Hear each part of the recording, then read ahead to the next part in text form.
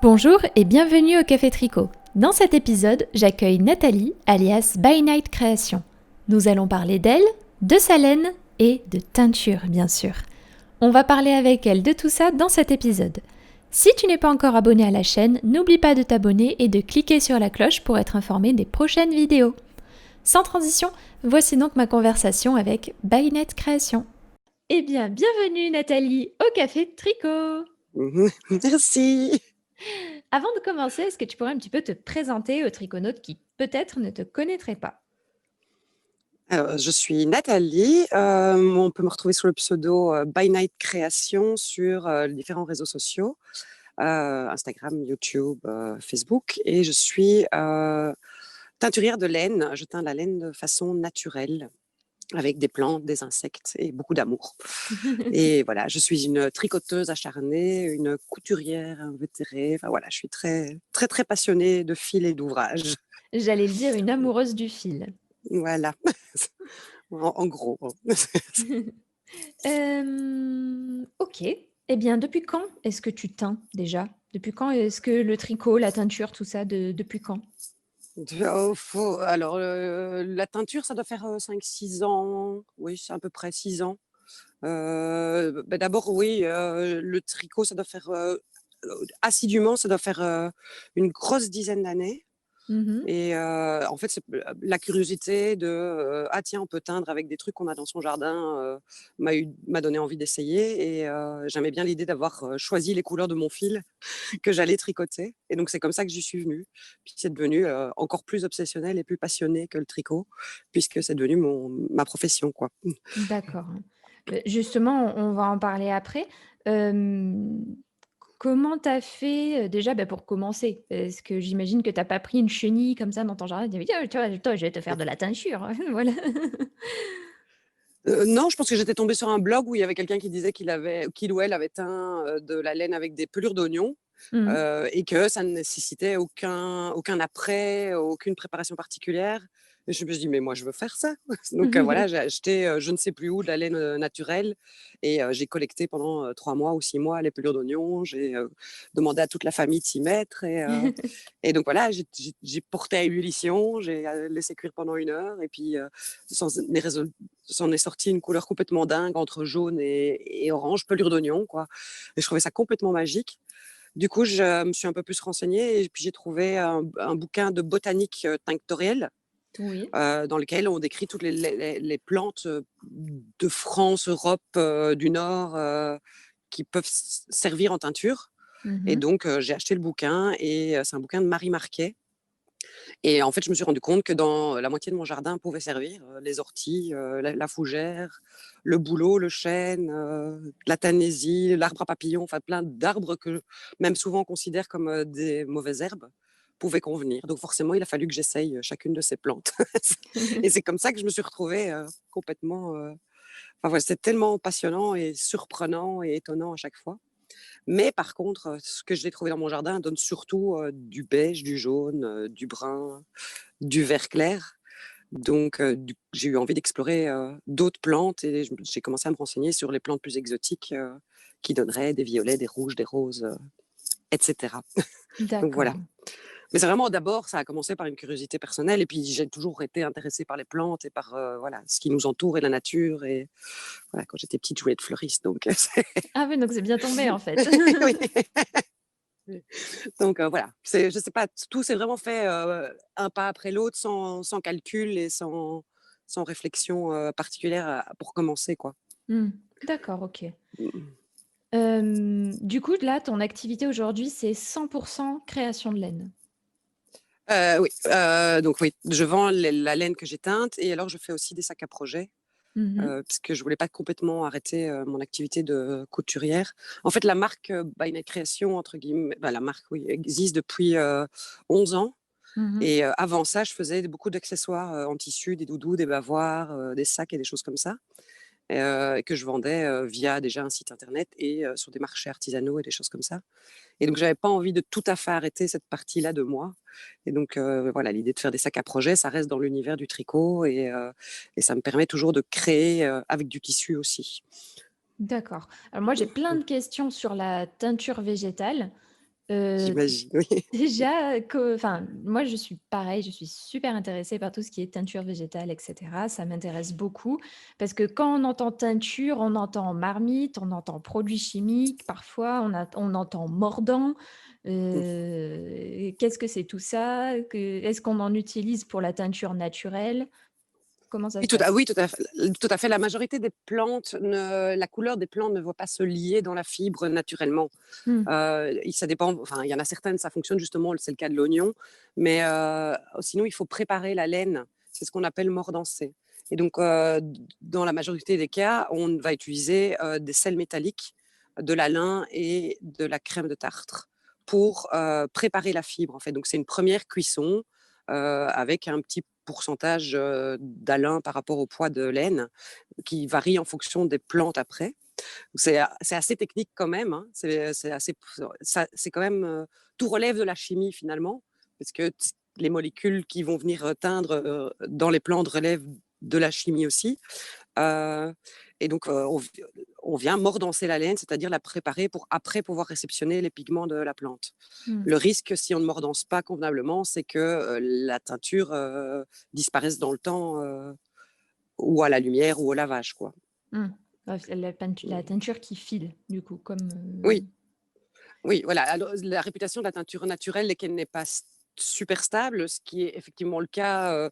On peut teindre, toutes les plantes de la terre vont teindre. La question qu'on me pose le plus souvent, c'est et le chou rouge, ça donne quoi comme couleur? Ben, le chou rouge, si on a une tache de chou rouge ou de betterave, c'est à peu près le même exemple, on va avoir une tache qui est bien rouge au début, puis qui va devenir de plus en plus bleue jusqu'à disparaître au mmh. fur et à mesure des lavages.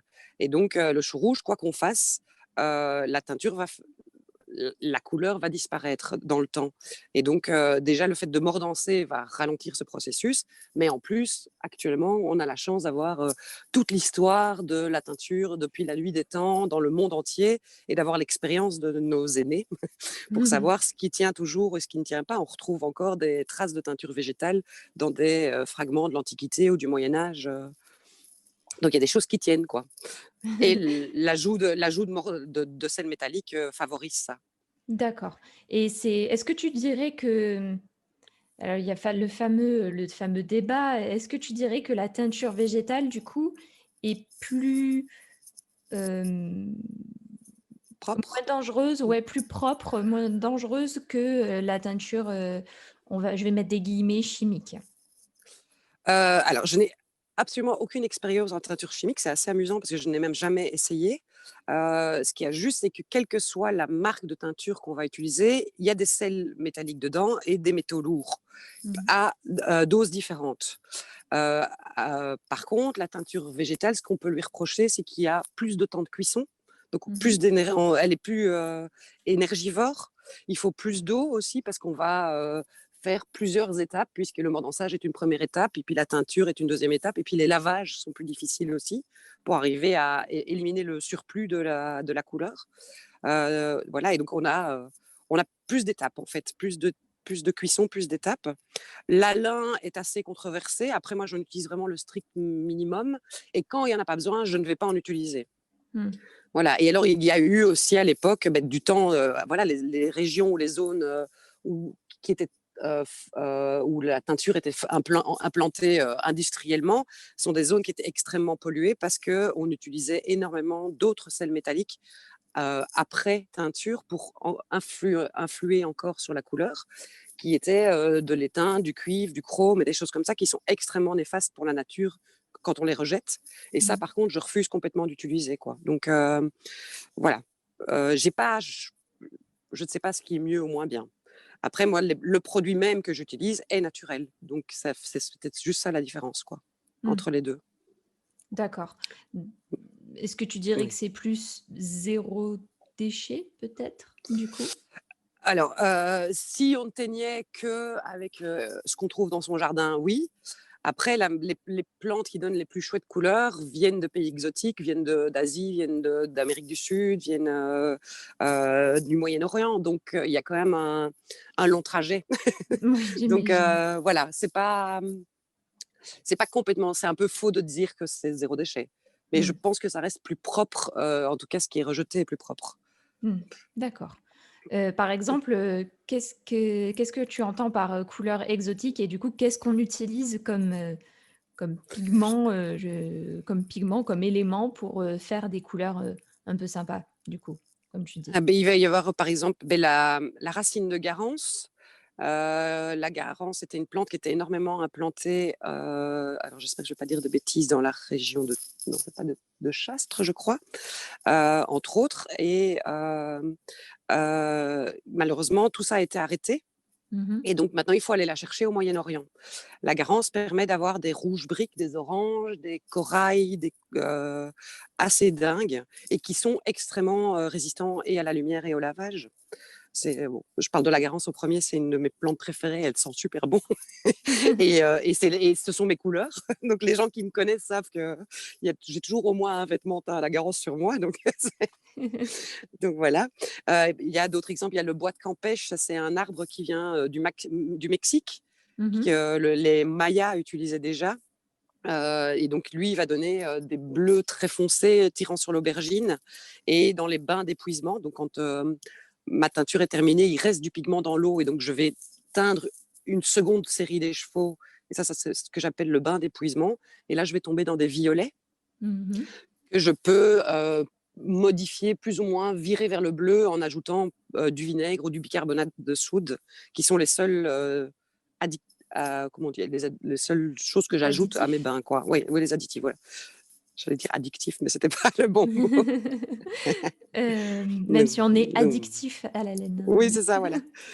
Voilà, il y a Hem, le cachou vient du Laos. Enfin, il y a la gomme de lac que j'utilise depuis assez récemment vient aussi de pays asiatiques. Voilà. La cochenille, qui est un insecte qui teint des beaux roses et des beaux fuchsias framboises. Là, je travaille en direct avec un producteur des Açores. d'accord. Donc voilà, c'est ben voilà. En Donc gros, on les voyage un petit plus, peu. les plus.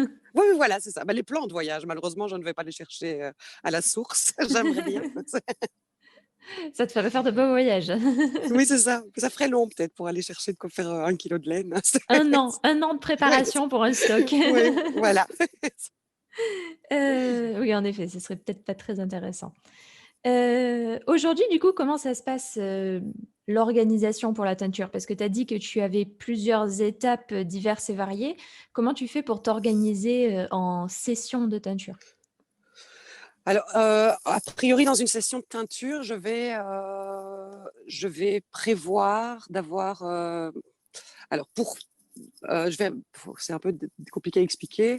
Je vais toujours, essayer de mordancer le jour en fait, mordancer, il vaut mieux le faire à l'avance. Mmh. Donc j'essaye d'avoir toujours, donc j'ai, entre 8 et 10 bases, de laine différentes, d'avoir toujours, une série ou 2 des chevaux pré-mordancés dans Mmh. chacune de ces bases et donc si, un jour je vais teindre une certaine base, beh, je vais en remordancer la même. Donc si je teins 30 échevaux sur, une session, je vais remordancer 30 échevaux, pour compenser et en même temps commencer à prévoir, mes décoctions pour la veille ou le surlendemain puisque, même la plante elle-même demande du temps puisqu'en général, il faut la faire tremper 24 à 48 heures avant de la cuire et d'en faire une espèce de tisane géante. Et puis il faudra donc la cuire et puis il faudra la laisser refroidir et seulement encore après la filtrer pour pouvoir y plonger la laine. Et donc en fait, je me fais des plannings quand je me lance dans une session de teinture, en gros, je me fais un planning sur 3 semaines en général D'accord. pour Ah pouvoir oui. aborder, voilà. Je vais regarder mon stock de laine ou les préparatifs pour un festival ou voir ce qui me manque, sur le site, sur ma boutique en ligne et je vais, me faire un planning en, en essayant d'être raisonnable, par exemple, en ayant quelque chose qui a besoin de beaucoup de cuisson, quelque chose qui en a besoin d'un peu moins, quelque chose qui a besoin de mordant, quelque chose qui n'en a pas, quelque chose qui est plus compliqué à laver, quelque chose qui est plus facile à laver, pour essayer de répartir, la charge de travail. Mais alors je le fais sur 2-3 semaines. Oui, quand même, c'est donc du coup, quand tu refais ton stock, c'est vraiment, 1 mois de travail, en fait? Ah oui, je ne refais pas mon stock en un mois, hein, en fait, je teins, des Enfin, écheveaux finis par jour, si j'en fais plus que 40 sur la journée, je ne sais plus comment je m'appelle et j'aurais travaillé 12 heures, quoi, donc et physiquement, c'est très, très c'est lourd, quoi, donc oui, il faut les casseroles, les seaux, transporter, parce que c'est pas juste la teinture qui est physique, c'est aussi les lavages. Voilà, je lave 2 à 3 fois chaque bain. Donc, pour être sûr d'avoir éliminé un maximum de surplus de plantes ou de teintures. Et donc, c'est surtout ça qui me prend, c'est surtout ça qui va déterminer en fait mon planning. Oui, donc c'est extrêmement La long, long, ch- long. oui, Extrêmement long. En plus, il y a beaucoup de charges du coup physiques aussi. oui. Ah ben j'ai des beaux bras, hein. C'est pas très féminin, mais voilà. Pas besoin d'aller à la muscu. Voilà, bah, en tout cas pas pour les bras, non. Et le dos est assez efficace aussi, mais bon voilà.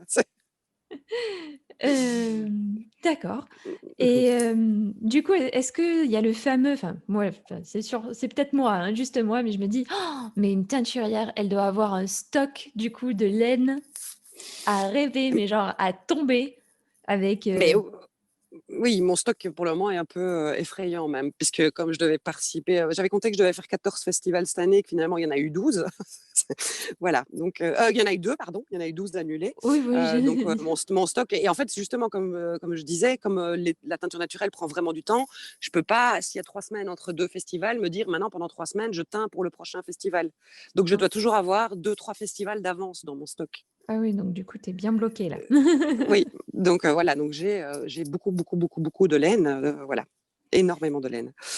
Est-ce que ton Mais stock, ton est-ce que ça t'arrive de piocher dans ton propre stock du coup de laine pour toi, par exemple? oui, bien sûr, régulièrement, parce que de un, il y a les matières que j'ai besoin de connaître les laines que je vends, de Mmh. connaître le fil, de voir comment il va évoluer, de comment il va aimer les torsades, aimer la dentelle, comment il va réagir au blocage, comment il va réagir si je le porte tout le temps, si je le porte moins, si je le plie, et donc voilà, j'ai besoin de connaître mes fils. Et puis de temps en temps, il y a même au moment où ça sort de la teinture, ah, mais là, je vois tel projet. Donc, je vais m'en garder 3 ou 4. Voilà. Et puis, il y a des collaborations avec des designers qui arrivent aussi. Donc, forcément, ça, je vais travailler avec ma laine. Mais bon, j'ai aussi énormément de plaisir de travailler avec la laine d'autres personnes parce que, justement, étant limitée dans les couleurs qu'offrent les plantes, mais je peux aller chercher chez d'autres teinturières les laines des couleurs que moi, je ne suis incapable de teindre. Mais oui, il m'arrive forcément de piocher dans mon stock, même assez régulièrement. OK. À propos de bases justement, quelles sont toi les bases, phares, tu dirais? Tes bases phares, qu'on peut retrouver? Alors, j'ai 2 grosses séries, entre guillemets, de laine. C'est-à-dire que j'ai d'un côté tout ce qui est à base de mérino, soit de 100%, soit avec du nylon, soit avec de la j'ai un trou de mémoire, de la viscose. Mmh. Et de l'autre côté, j'ai tout ce qui est à base de Blueface Leicester, Mmh. et soit de 100%, soit avec du Gotland ou du Massam. Et alors, j'ai à côté de ça aussi le classique fil lace mohair et soie. Le Donc voilà, classique. oui. Donc voilà, donc oui, c'est ça, une dizaine de bases au total, en fingering ou en déca essentiellement. Et voilà. Donc oui, je ne sais pas si tu veux que je cite chacune ou que je donne chacun des exemples, mais Oh, c'est déjà donc voilà. enfin, je sais C'est, pas, oui. mais moi, en fait, j'allais te demander, est-ce que tu as une base vraiment avec laquelle tu aimes beaucoup, beaucoup, beaucoup travailler? En tant que teinturière ou en tant que tricoteuse? Les Non, en tant 2. que non, en fait, celles que je propose, en fait, sont dans les enfin voilà, j'aime les teindre et j'aime les en fait, chaque race de mouton va, absorber la laine, la couleur, d'une manière différente, Mmh. et va donner des résultats différents. Donc, c'est très agréable à teindre parce que sur une même plante peut me donner déjà 5 couleurs ou 6 couleurs différentes parce que je l'utilise sur 5 laines différentes. Mmh. Donc, voilà. Et puis, au niveau Donc du teindre tricot, en sur de fait, je trouve que l'alpaga, c'est pas la même chose que teindre sur du mérino, ça du va pas tout, me donner la même couleur? du tout, du tout. Sur l'alpaga, en général, c'est beaucoup plus éteint. Mérino, c'est quand le mérino super wash, ça va être très, très lumineux. Maintenant, oui, depuis quelques mois, je travaille avec aussi une base qui est 100% Corriedale. Et cette base-là, elle donne certaines couleurs sont presque fluo et d'autres sont complètement éteintes. Et donc, à D'accord. chaque fois, c'est une découverte. Et alors, mes bases qui sont composées de Blueface Leicester et Massam, ou Blueface Leicester et Gotland, sont des laines qui ne sont pas blanches au naturel. Et donc, du Mmh. coup, vont donner encore une autre profondeur aux couleurs. D'accord. Et ça fait partie, en fait, de ma capacité, enfin, ça me donne d'autres possibilités de proposer d'autres couleurs, en fait. Parce OK. qu'un jaune sur du gris va donner un vert très clair, alors qu'il est jaune dans la vraie vie, quoi. Enfin, sur les bases blanches. Mmh. Donc D'accord. voilà. Et comment ça se passe en termes de tests, int comment est-ce qu'on et comment est-ce que tu fais ces tests de couleurs? Pour te dire, là, avec les bases, par exemple, que tu testes, comment ça se passe? Tu prends un petit bout de laine et tu le trempouilles dedans, tu prends un écheveau complet, tu le testes en entier? En général, j'y vais carrément par bain complet parce que j'ai mes recettes qui vont Mmh. fonctionner par le nombre des chevaux que j'ai l'habitude de teindre à la fois. Et pour certaines plantes, on a besoin de presque 1 kilo de plantes, mais pour certaines plantes, on a besoin que de 50 grammes de plantes. Donc, je, voilà, je suis pas très douée en maths. Donc voilà, faire des règles de 3 pour dire ok, je divise par 5, mais je multiplie par 2 et puis j'en ai 6, ça ne me va pas. Donc en général, j'y vais carrément directement au bain complet. Mais a priori, je commence vraiment à bien connaître toutes mes plantes et donc à savoir vers quoi je me dirige de toute façon. Voilà, c'est pas. Je fais pas des petits tests, des petits échantillons. J'ai pas cette patience-là, en fait, c'est assez amusant. En fait, j'ai besoin de savoir que cette laine va servir à quelque chose. Et si j'entends juste un demi-écheveau ou juste un petit bout de fil, c'est juste un petit bout de fil. C'est pas un écheveau qui pourrait être transformé en quelque chose. Mmh. Ce que je faisais déjà au début quand je faisais mes petits essais pour moi-même dans mon jardin, je disais, OK, je veux une quantité pull ou je veux une quantité châle.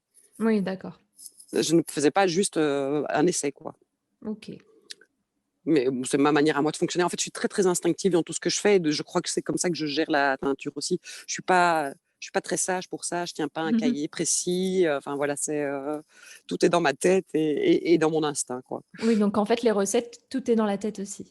Le fameux, Après, je prends des notes, hein, je prends ah des notes si. quand même. Oui, parce que, enfin voilà, il faut que je référence tous mes numéros de bain pour m'y retrouver, parce que un des désavantages de la teinture, comme je la pratique justement un peu à l'instinct, c'est que je peux faire 10 fois la même laine avec la même plante, la même quantité, la même recette, j'aurai 10 résultats différents à quelques nuances près.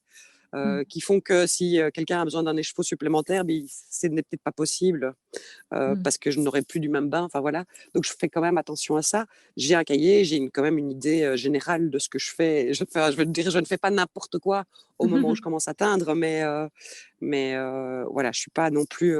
Oui, c'est ça. J'ai pas un cahier d'échantillons, d'essais précis avec. Et si je rajoute un peu de ci ou un peu de ça ou 10% de ça en moins. Voilà. Pour ça, je suis pas très. Je crois que c'est peut-être d'ailleurs pour ça aussi que je suis pas attirée par la teinture avec la teinture acide, parce que je Mmh. pense que là, il faut être extrêmement précis. Donc, Oui, pour pas avoir à moins de, de voilà, à moins d'être tout à fait aventurier, mais voilà. d'accord. Hem, oui, j'avais une question, je l'ai sur le bout de la langue, flûte, elle va me revenir. Ouais. Ta ta ta, oui, je voulais parler des oupsis, des petits ratés, en fait. Est-ce que ça t'est déjà arrivé de teindre un écheveau, une nouvelle base, par exemple, et de faire un test de teinture et de te dire: «Ah oui, mais non, là, ça rend absolument pas bien, en fait». Euh, oui et non.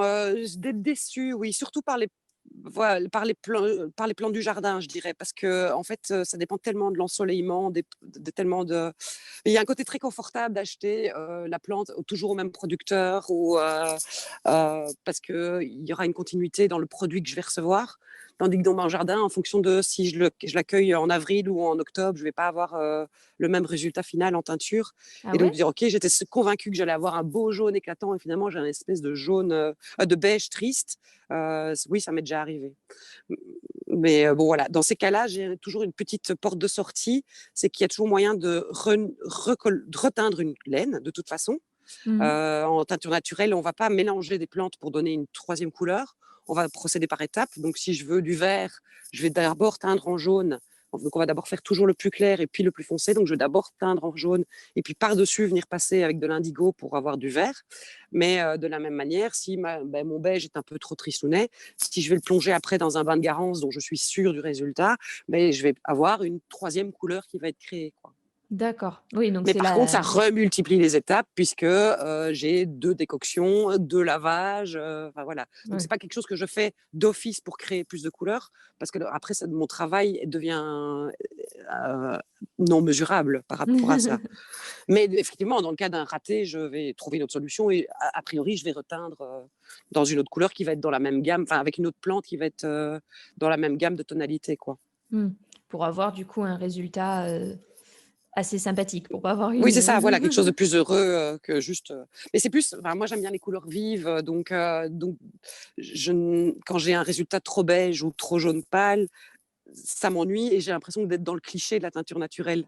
oui, Et donc du coup, c'est pas ça que j'ai envie de proposer, c'est pas ça que j'ai envie de raconter. Donc c'est plus ça, quoi.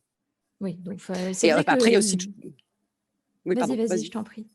Mais je dirais, il y avait aussi en fait, je n'ai pas parlé il y a moyen de nuancer la teinture par après. Donc c'est Mmh. justement ce qu'on faisait à l'époque beaucoup avec le chrome, l'étain et tout ça, mais moi je le fais quand même encore avec, du fer. Je fais ce qu'on appelle une soupe de clous.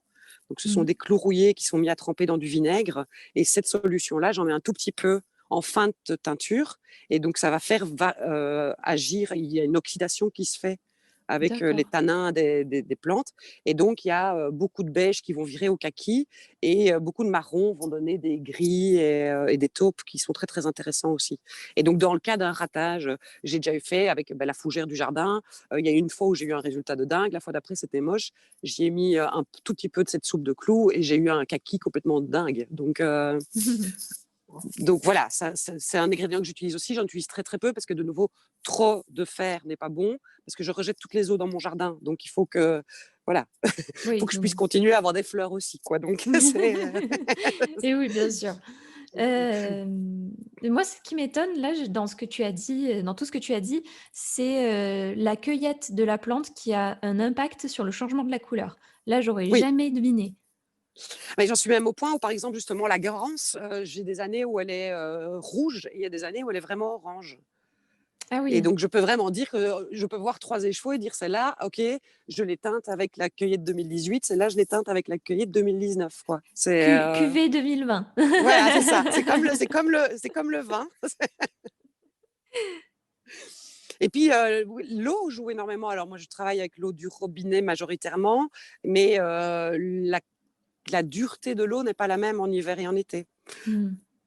Donc là aussi, j'ai eu des surprises. Et là, par contre, par exemple, le bois de Campèche est très, très sensible à la qualité de l'eau. Du coup, comment tu fais pour régler ça? Tu prends de l'eau, Alors, je vais comment la ça laisser, s'appelle?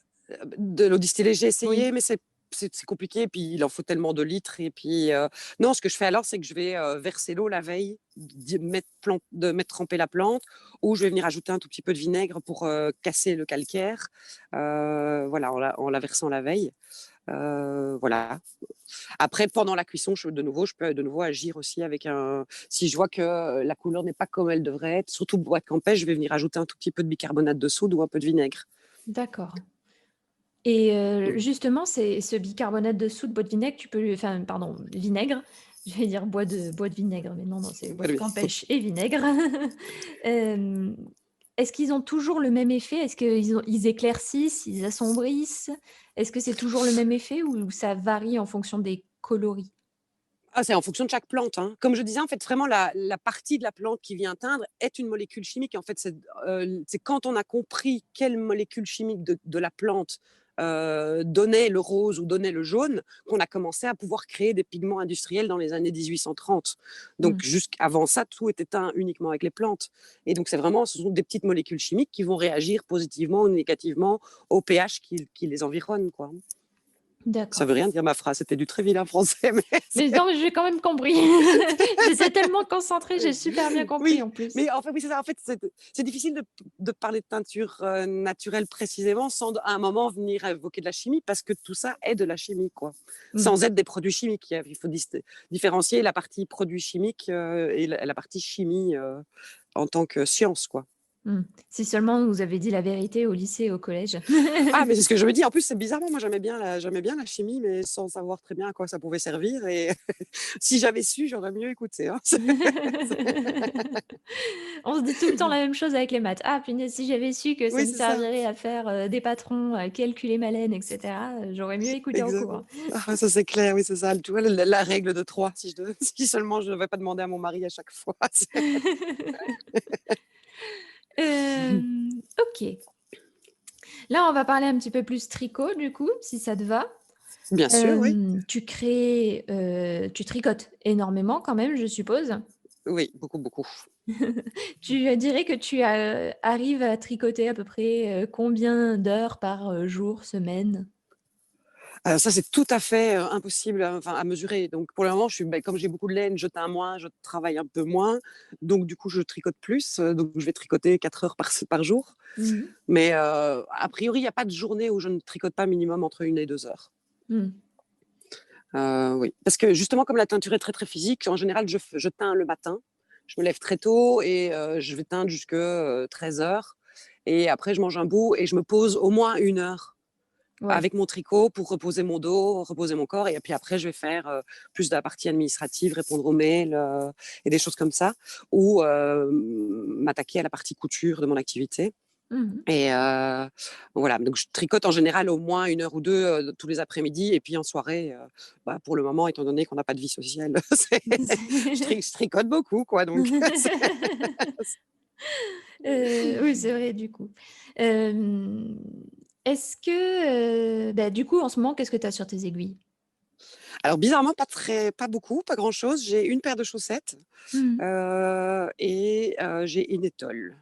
Je Une suis un peu dans une étole. phase entre 2, oui, un peu une phase entre 2. J'ai l'étole Dini de Sari Nordlund, Mmh mh. que je tricote en laine Nomad Nose et donc c'est un patron qui avait été prévu avec cette laine-là et j'avais rencontré, la dame qui est derrière Nomad Nose, sur des salons, d'abord aux Pays-Bas et puis en Suisse Mmh. et donc voilà, j'ai eu envie d'associer, cette étole avec, la laine d'origine et voilà et puis une paire de chaussettes que je fais justement dans ma base Corrier Dale, heu, pour, tester la laine comme laine à chaussettes. D'accord, OK. Voilà, pour voir ce qu'elle vaut, dans le temps. Avant de Le pouvoir f dire oui, pour pouvoir dire oui, oui, non, non, enfin voilà, c'est Oui, en laine à chaussettes, non, oui, non, c'est ça, mauvaise voilà, idée. voilà. Voilà, c'est très Heu, mais j'ai rarement beaucoup en fait, j'ai en général une paire de chaussettes, un châle ou une étole et un vêtement. Mais là, je viens de mmh. finir 2 vêtements coup sur coup, donc je me suis dit que j'allais un peu avancer les 2 autres. OK et on l'a pas précisé, mais tu as aussi un podcast? Tout à fait, On a tout failli à passer fait. à côté, grand Dieu. Bon, c'est un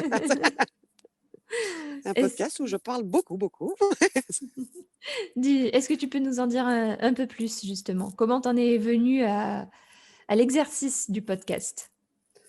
Ah, comment j'en suis? Mais c'est comme le reste, c'est un peu venu petit en fait, ce qu'il y a, c'est que j'ai d'abord eu un blog pendant, 7 ou 8 ans, Mmh mh. que j'ai arrêté du jour au lendemain.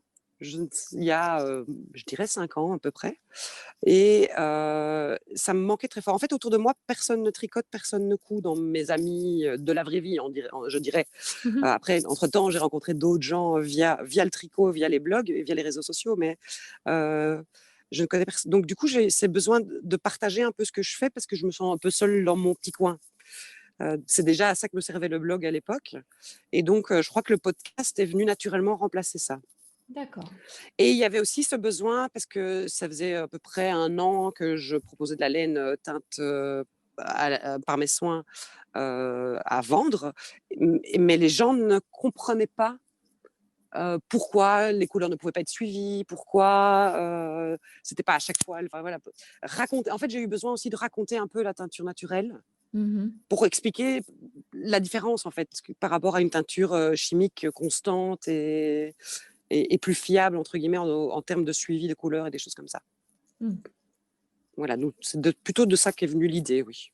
D'accord. Là, tu en es en plus déjà à 60 épisodes, je crois pas me tromper. Oui, Non. je crois que j'ai publié le 61e, oui, il y a 2 jours, oui. Ah bah, je l'ai pas encore vu alors. Ah, je suis vexée. Mince, je l'ai raté. Bah oui, je me rattraperai après. Oh bah, il y a pas de Heu, souci, hein. Mais Je ne surveille pas qui regarde. de toute façon, on peut pas. Mais Voilà, et je mais mais oui, ça m'arrive de suivre ton podcast parce que moi, je suis très intéressée par la teinture végétale et j'aime beaucoup ce que tu partages. après, j'en parle pas exclusivement parce que je trouve très compliqué, parce que le podcast, c'est aussi l'idée de partager mes projets. Bien Et sûr. donc, je n'ai pas envie que ce soit un podcast qui ne soit dédié que à mon activité professionnelle. Mmh. Donc, j'essaye un peu d'allier les deux. Et puis, parfois, je ne parle pas du tout de teinture ou je ne parle Oui. pas de. Je sais, forcément, au début du podcast, ben, dès que j'avais teint avec une nouvelle plante, je venais tout raconter. Mais je le fais moins maintenant parce que j'ai à peu près fait le tour des plantes. Mmh. Donc voilà. Mais je donne quand même des nouvelles forcément de mon activité, mais c'est pas. J'essaye que ce ne soit pas. Pardon, je suis désolée, j'ai fait tomber. J'essaye que ce ne soit pas le contenu principal en fait. Oui. Et puis comme je ne tricote pas que ma laine, forcément je parle d'autres choses et d'autres personnes aussi quoi. Mmh. Justement, par rapport au tricot d'autres, enfin aux laines d'autres, créatrices, créateurs, est-ce que tu as des teinturiers, des teinturières et même des créateurs, des créatrices qui t'inspirent énormément? Dans mon activité professionnelle, tu veux dire, ou en tant que tricoteuse? Les 2, pareil. A priori, Je pense que c'est très proche, enfin les uns je pense que c'est assez proche les uns des autres, tu me dis si je me trompe, mais oui, oui, non, parce que je pourrais être inspirée, enfin voilà, je pourrais être inspirée au niveau d'essayer de créer des couleurs, parce que, quelqu'un a des belles idées, mais comme je fais pas le même métier, non. Enfin, je pas le même métier. La teinture naturelle et la teinture, à pigments, pour moi, ne sont pas tout à fait le même métier puisqu'on n'a pas du tout les mêmes process, c'est ça que je voulais dire. mmh. Mais, est-ce que j'ai des teinturières préférées? C'est difficile à dire, en fait, parce que comme elles ont toutes, une personnalité, vraiment à elles. Heu, voilà, j'aime beaucoup le travail de la Féfil, de Trélise, j'aime beaucoup ce que fait, By Simone aussi. Parce que je trouve qu'elles ont toutes les 3 des personnalités très fortes qui se démarquent. Heu, après j'achète pas tant que ça de laine à d'autres personnes non plus puisque, j'ai un stock complètement indécent. Je me laisse facilement tenter, hein, sur le festival et puis je suis très en fait, ce que je vais plutôt avoir tendance à acheter chez d'autres personnes, c'est des laines que je ne connais pas, des matières que je ne connais pas ou que Mmh. je ne peux auxquelles moi je ne peux pas avoir accès en tant que teinturière. Il y a ça aussi, ma curiosité permanente du toucher. Donc voilà, j'ai acheté récemment de la laine à Dutch Yarn Barn, qui est une teinturière naturelle néerlandaise qui a dans sa famille des éleveurs de moutons et a développé son propre fil. Donc, Sympa. donc voilà, donc forcément, il fallait que je connaisse, il fallait que je voie, il fallait que je touche. Voilà, et elle a tout à fait une autre manière de pratiquer la teinture naturelle que moi, donc c'est aussi intéressant de voir ces couleurs avec les mêmes plantes finalement. Donc voilà, c'est pas.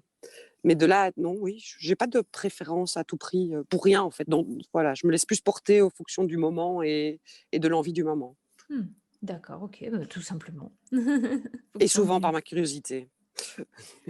À propos de curiosité d'ailleurs, est-ce qu'il y a une fibre qui vraiment, que tu aimerais vraiment travailler, que ça soit en teinture ou en tricot, du coup? Euh, dans l'absolu, non. Ça fait un peu la fille qui a déjà tout fait, non, c'est pas ça que je veux dire, mais non. Non, parce que j'avoue que je crois que j'ai quand même déjà utilisé beaucoup de fibres. Je me rends compte que plus je tricote, moins j'ai envie de fibres que je vais appeler des fibres un peu molles, un peu précieuses. J'aime pas du tout le contact de la soie, par exemple. Elle me dérange D'accord. pas dans le mohair soie, ça me dérange pas parce qu'elle est nécessaire, parce que c'est ça qui va servir de trame au mohair pour tenir ensemble. Mais un mérino soie, par exemple, c'est quelque chose que je n'aime pas du tout. J'ai tricoté du mérino cachemire soie. J'ai pas aimé. J'ai pas aimé l'alpaga cachemire soie non plus. Je trouve que c'est trop fluide, trop mou. Je sais pas, je crois que j'ai besoin de plus en plus d'avoir des laines qui ont de la tenue. Peut-être, je dirais pas des laines rustiques, mais en même temps de la laine, ce qu'on appelle laine rustique ne me dérange pas quoi. Donc c'est plus dans ce sens-là. En fait, je vais plus par élimination. Je ne rêve pas à tout prix d'un jour tricoter de l'angora ou de la vigogne ou des choses comme ça. C'est plutôt le mouton du voisin du jardin de mon voisin quoi. D'accord. D'ailleurs, laine rustique, est-ce que c'est quelque chose, tu dirais, que tu aimerais teindre, proposer ou pas du tout? Et si oui, sinon, pourquoi? Mais laine rustique, en fait, ça dépend vraiment de ce qu'on en entend. Rustique dans le sens où est-ce que ça c'est la laine qui pique ou pas. En fait, quand je propose, mes bases Blueface Leicester, Massam Blueface Leicester Gotland ou la base Corriedale sont pour moi des laines rustiques. Alors elles sont rustiques d'Angleterre, Mmh. mais ce sont des laines rustiques dans le sens où, pour moi, acheter de la laine en France, c'est acheter de la laine à 1000 kilomètres de chez moi. Celle que j'achète en Angleterre, elle est à 800 kilomètres de chez moi. Ce sont des races endémiques avec des moutons, non traitées, enfin des laines non traitées, superwash. Donc pour moi, ce sont des laines rustiques. Donc, et ce sont des fils qui restent extrêmement doux, extrêmement agréables, avec un soyeux assez dingue pour celle qui contient du Gotland, par exemple. Quoi. Donc voilà, est-ce que de là, j'ai commencé mes toutes premières teintures que je voulais vendre, les premières laines que je voulais vendre, j'ai acheté de la laine belge, c'était du Texel belge, 50% Texel belge et 50% Mérino à l'Est. Et Mmh. je me suis retrouvée avec de la ficelle, en fait, et personne n'en veut, je les ai toujours. Hein. C'est même, j'irais même un tapis, ça pique, quoi. Donc, donc, je ne veux pas du rustique à ce point-là, parce qu'il faut quand même que ce soit utilisable et tricotable sans se brûler les mains. Mais voilà, mais je pense que des laines, ce qu'on peut appeler rustiques, j'en propose. Mmh. Donc, OK. voilà. Et j'essaye de m'éloigner de plus en plus du Mérino Superwash. Donc, Ça, c'est vraiment un souhait que justement j'allais t'en parler, que penses-tu du superwash, moi, je pense que alors dans l'absolu, je pense que c'est un mal nécessaire parce qu'il faut, il faut de tout pour tout le monde. Mmh mh. Mais personnellement, en fait, j'ai mon 100% Merino Superwash et mon classique 75-25 avec du nylon. Je suis en train de réfléchir à arrêter de l'éteindre tout à fait. Et j'ai deux autres bases encore qui contiennent du Merino Superwash. Il y en a une des deux qui contient un peu de nylon et une Stellina que j'aime beaucoup parce que j'aime beaucoup son retors. Et parce que la manière dont elle est filée, il y a un tout petit peu de fibre grise dans le mouton blanc qui me donne des couleurs que je n'ai pas avec d'autres laines. Et l'autre base qui contient du Merino Superwash, il y a aussi 15% de viscose qui a un effet tuidé, c'est ma base Milky Way. Elle a un Mmh. effet tuidé que je ne peux pas, si j'utilisais, parce qu'il existe, il y a la possibilité d'utiliser ça en 100% laine. Le seul problème, c'est que si je l'utilise en 100% laine, le tweed va être teint aussi puisqu'il est, il est animal. Oui. Tandis que le fait de l'avoir en viscose, c'est une matière non animale, donc il ne va pas prendre la teinture et garder cet effet tuidé. Mmh. Donc ça, c'est plus pour une qualité, enfin voilà, la possibilité de proposer. Mais dans l'absolu, si je m'écoutais, si je pouvais avoir la même chose sans la partie Merino Superwash, je serais partante. Mmh. Ouais, c'est vraiment quelque chose que tu aimerais, à terme? Oui, mais dans le sens où voilà, j'essaie de teindre le plus naturellement possible. Oui. Donc forcément, avoir Mmh. des laines qui sont elles-mêmes déjà traitées le plus naturellement possible quand je les réceptionne. Mmh. Il y a certaines laines, enfin, forcément, j'ai essayé plusieurs filatures, plusieurs fournisseurs. Certaines fois, quand on ouvre le sac de laine, on a l'impression de recevoir une bouffée de produits chimiques, quoi. Donc, et ça, Ouf, je ne veux plus. Moi, je veux quand j'ouvre mon sac de laine que je réceptionne, quand mon colis, que déjà ma caisse sente la laine, quoi. le mouton. Voilà, ce qui est le cas avec les bases anglaises avec lesquelles je travaille, où ça sent vraiment l'animal, quoi. Mmh. Ce qui est par contre pas toujours agréable quand c'est mouillé. Parfois, ma maison sent mauvais. C'est un des inconvénients, voilà. C'est ça. Hem, OK. Une question qui me vient, c'est, forcément tu dis, hem, tu parles là de laine qui se veut être le plus naturel possible. Qu'est-ce que tu penses des personnes qui seraient, par exemple, véganes et qui diraient: «Oui, mais la laine, c'est contre le bien-être animal», par exemple? Parce que ça, je me permets de te poser la question, Oui. c'est pas du tout une question piège, c'est en fait une réflexion que j'ai moi-même eue parce que j'ai, fait face à une personne qui était extrêmement, extrême dans Ex ses Ouais, extrémiste, extrêmement j'allais dire, extrême, oui. voilà, qui était très extrême dans ses propos, sur la laine, comme quoi c'était pas du tout végan. Oui, bon, dire que j'ai déjà par définition, oui, ça l'était pas, mais qui disait que c'était, extrêmement mauvais pour l'animal, que c'était, de la maltraitance animale et cetera. Comme de tout, je pense qu'il y a des nuances, mais je serais intéressée par ton avis. Justement, il y a des nuances. Donc moi, je vais faire attention, dans les laines que je propose, j'ai un contact avec la filature, je veux savoir d'où vient la laine, comment est traité le mouton qui a été tondu et comment est traité l'éleveur du mouton aussi. Mmh. Heu, alors ce que le végan extrême va reprocher, à la laine, c'est l'élevage. Le principe même de l'élevage ne leur Mmh. convient pas. À part ça, le mouton a besoin d'être tondu. On doit le tondre, sinon ça ne va pas pour lui. Donc, je ne sais pas, c'est entre les deux forcément. Alors, les autres alternatives sont d'utiliser que des fibres végétales moi je ne propose pas du tout parce que ce n'est pas du tout le même process en teinture. Et l'autre travail par rapport à la teinture, aux fibres végétales, c'est que écologiquement c'est pas mieux non plus. Donc je ne sais pas. Mais je ne sais pas du tout quoi répondre à quelqu'un d'extrémiste, en fait, de toute façon. Mmh. Oui, pas faux. Mais enfin, Tout simplement. voilà, c'est quelqu'un qui est ancré sur sa position, est difficile à convaincre, quoi. Mais quand je parle justement de ma collègue néerlandaise, dont l'oncle et le cousin élèvent des moutons, qu'elle fait tondre, qu'elle fait filer elle-même, et puis qu'elle teint elle-même, pour moi, il n'y a pas de maltraitance. Après, effectivement, ce qu'on peut reprocher à cette famille, c'est d'être éleveur. Oui, Mais, mais mais voilà, malheureusement, ça fait partie de notre humanité. mmh.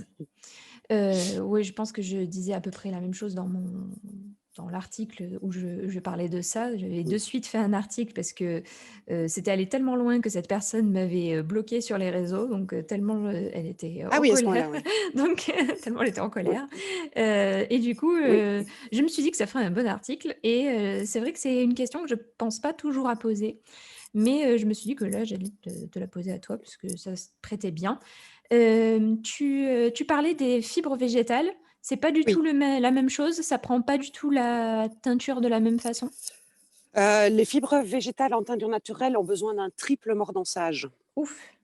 Donc du coup, il faut une fois de la lin, une fois des tanins et puis une nouvelle fois de la lin. Donc du coup, ça multiplie encore plus les cuissons, ça multiplie encore plus, les lavages et les temps de pause et le délai. Mmh Donc mh. c'est un super frein. Et en plus, personnellement, en tant que tricoteuse, je ne suis pas du tout attirée, par les fibres végétales. Donc du coup, j'ai du mal à proposer de toute façon quelque chose que je ne connais pas et que je Mmh. n'apprécie pas. D'accord. Donc ça fonctionne bien pour moi. Tu as déjà testé ou vraiment pas du tout? En teinture, Et non. J'ai teint quelques bouts de tissu, oui, voilà, et puis je fais, des tissus que je teins avec les plantes de mon jardin selon la technique de l'éco-print. Mais là, la technique ne nécessite aucun mordançage. C'est-à-dire mmh, que je viens, positionner toutes des feuilles et des fleurs sur mon tissu, et la manière dont je les teins, ça va venir former une empreinte dans la fibre du tissu. mmh. Mais ça ne nécessite aucun mordançage, c'est une seule cuisson, un seul lavage, et voilà. Mais si on veut avoir un tissu teint à la Garance, comme de la même manière qu'on a la laine qui est teinte à la Garance, il va falloir mordancer le tissu 3 fois avant de pouvoir faire la teinture. Fichtre. Voilà. Et donc de même pour un fil de coton, un fil de lin à tricoter, quoi.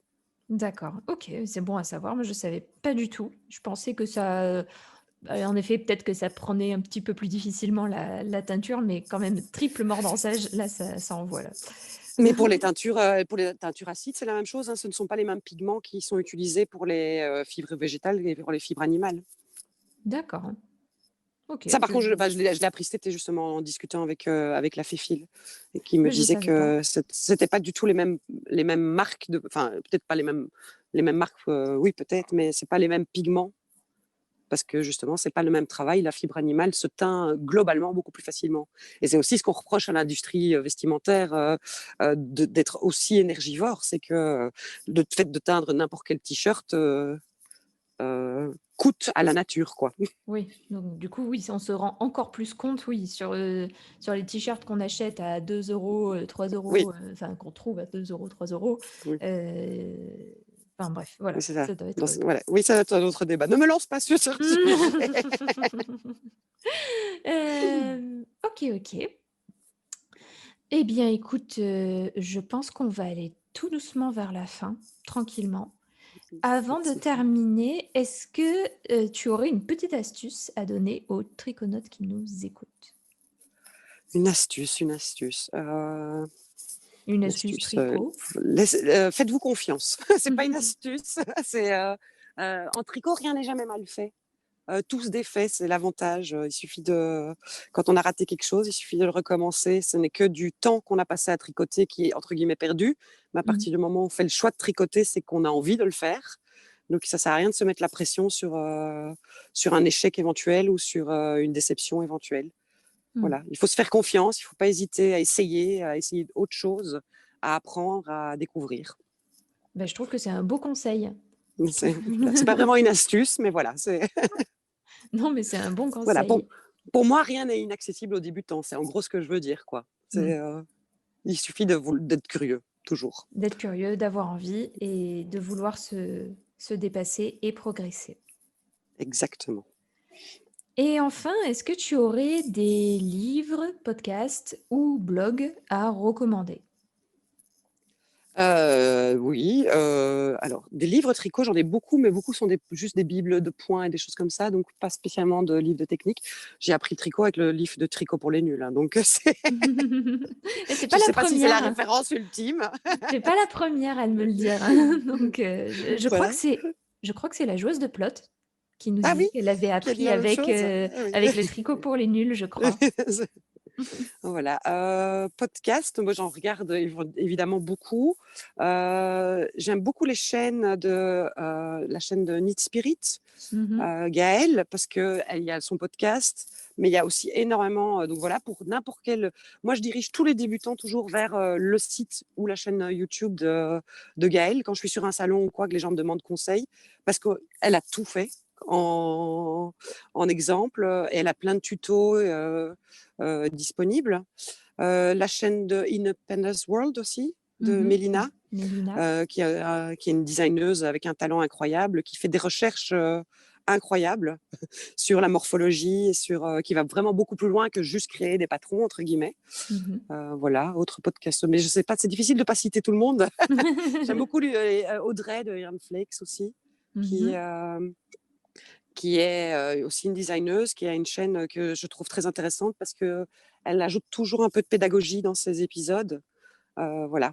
Elle ne parle pas juste de ce qu'elle est en train de faire, mais elle explique aussi pourquoi elle a choisi telle fibre pour tel projet en fonction du fil justement, de ce qu'il représente, de ce qu'il va développer. Mmh. Voilà. Je peux aussi un livre de teinture végétale. Vas-y. Que je regrette qu'il n'ait pas existé quand moi j'ai commencé. C'est un livre qui s'appelle tout simplement Teinture végétale, Tout qui est publié simplement. aux éditions Erol, et qui est écrit par Aurélia Wolf. D'accord. Voilà, j'ai beaucoup, beaucoup de livres teinture parce que je les achète tous, parce que j'aime les livres.